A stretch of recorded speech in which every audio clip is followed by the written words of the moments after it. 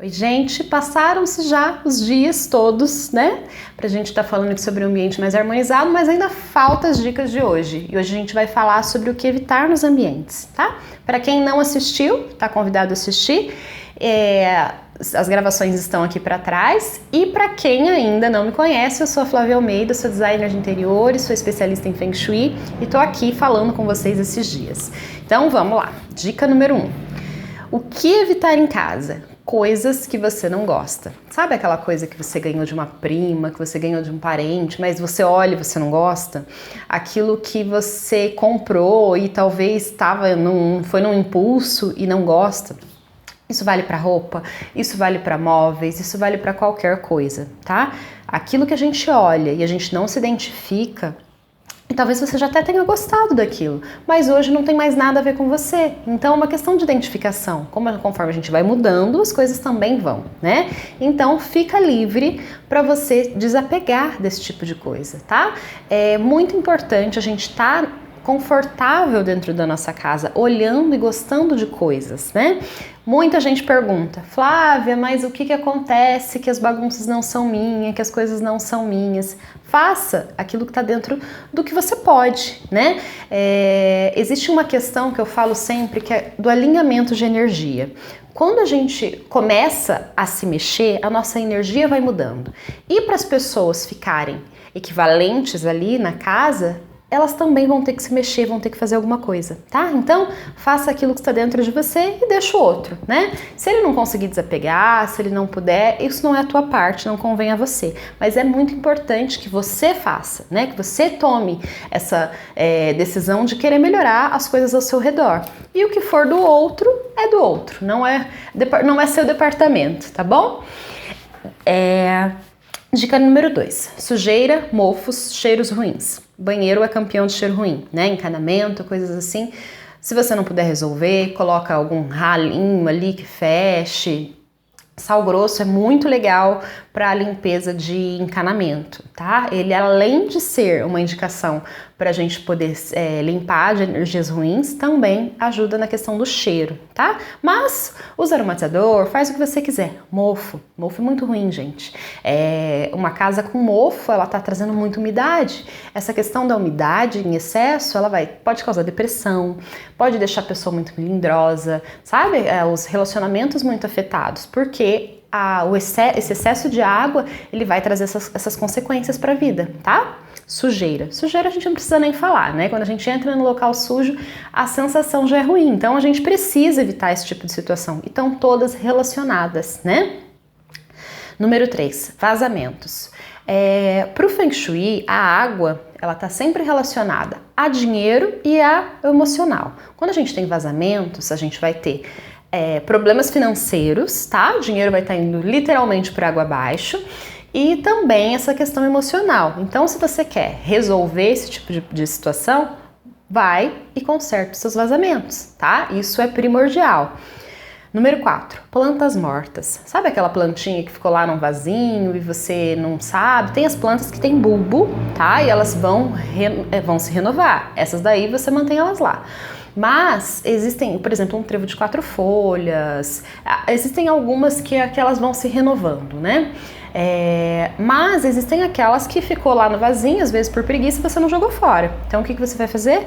Pegar essas plantas e colocar para fora, aproveitar essa terra, fazer alguma coisa, colocar na sua compostagem, seja lá o que for, tá bom? Mas vai se livrar das plantas mortas. Dica número 5, lixo perto do fogão.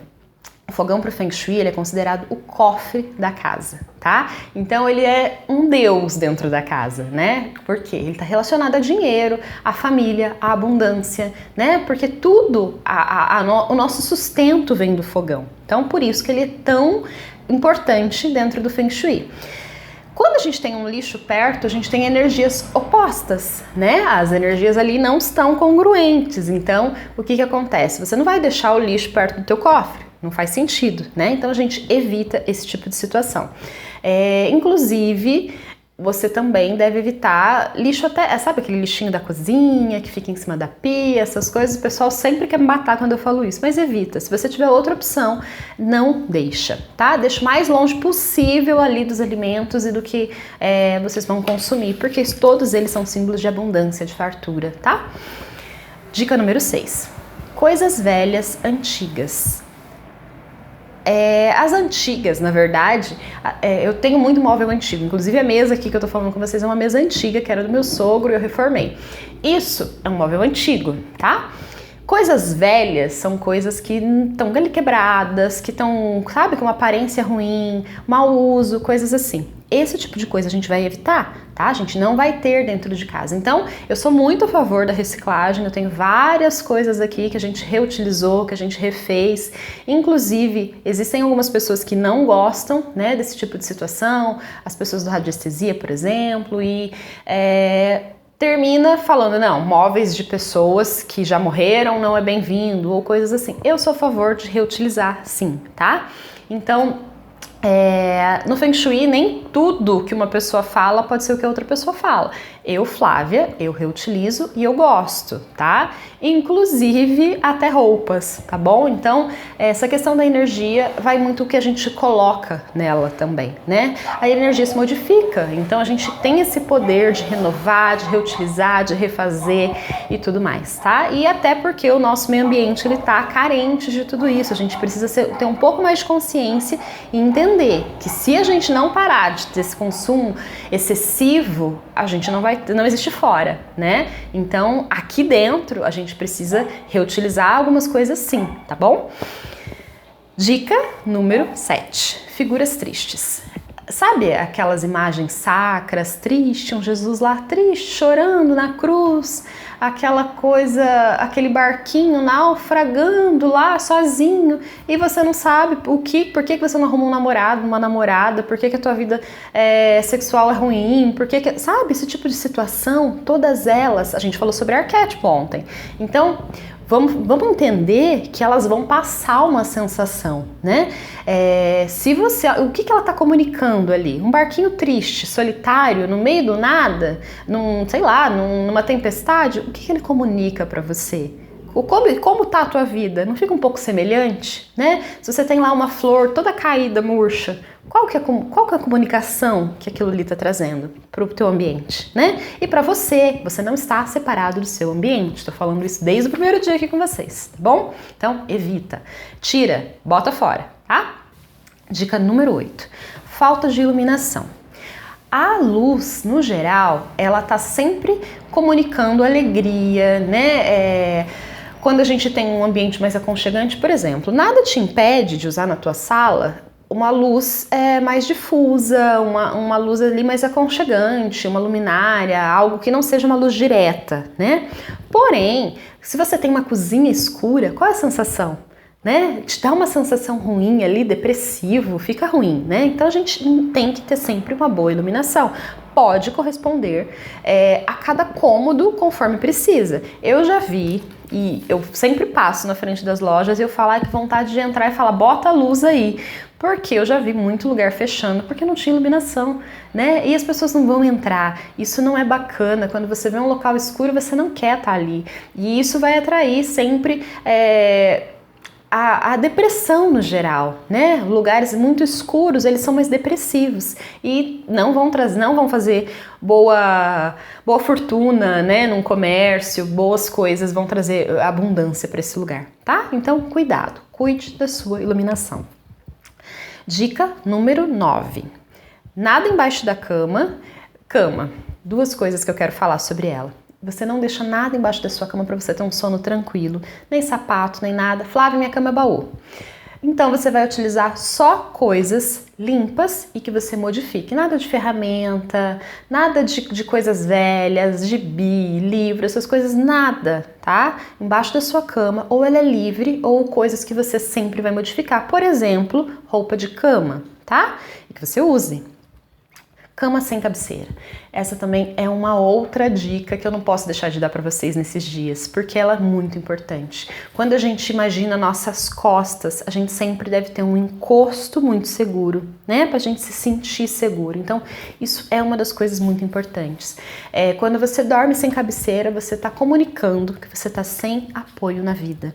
Então, bota uma cabeceira. Flávia, mas não tem como pôr agora. Simboliza. No mínimo você vai simbolizar, tá? Porque pode colocar um papel contact, fazer coisas. Na página do Facebook, inclusive, eu tenho várias dicas lá de cabeceira no álbum. Então você pode acessar e pode ver. Mas joga no Pinterest, dá uma olhada no Google, mas coloca uma cabeceira, tá? Se possível, que você tenha uma cama onde a cabeceira é grudada. Isso é o ideal, tá bom? Bom, já foram mais de 10 dicas, né? Mas eu vou dar a última aqui. O que a gente não pode ter, o que é bom a gente evitar. Cactos e plantas pendentes, tá? Os cactos, porque eles têm aquele monte de setinha, né? Aí o que eles fazem? Eles vão sentir vão deixar a gente mais tenso ali, sempre como se tivessem dedos apontados pra gente. E as plantas pendentes, elas são para baixo, né? Eu tenho samambaia em casa, eu tenho dinheiro em penca, porém eu evito colocar em lugares como a área da prosperidade, a área do trabalho, né? Que você não quer que caia. Então, quando você coloca algo na tua casa, tem muita gente que não gosta de jiboia, que não gosta de samambaia dentro de casa, que não gosta desse tipo de situação.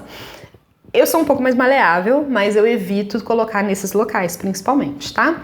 Todas as áreas são importantes, mas na área da prosperidade, na área do trabalho, eu evito muito para que não tenha, para que não caia, né? E os cactos a gente deve evitar mesmo, tá bom? Para evitar que eles fiquem ali apontando a gente. No máximo você pode ter na tua área do sucesso, mas que ele não fique apontando para você, tá bom? Então, a gente encerra por aqui esses 9 vídeos. Amanhã eu quero conversar com vocês um pouco mais. Eu vou estar lançando um treinamento que é o meu próximo filho, né? Tô muito feliz em estar fazendo isso e espero que vocês gostem, que vocês queiram ficar um pouco mais de tempo comigo. E para quem ainda não assistiu os outros, vai lá, assiste e volta aqui amanhã, porque eu quero falar com vocês, tá bom?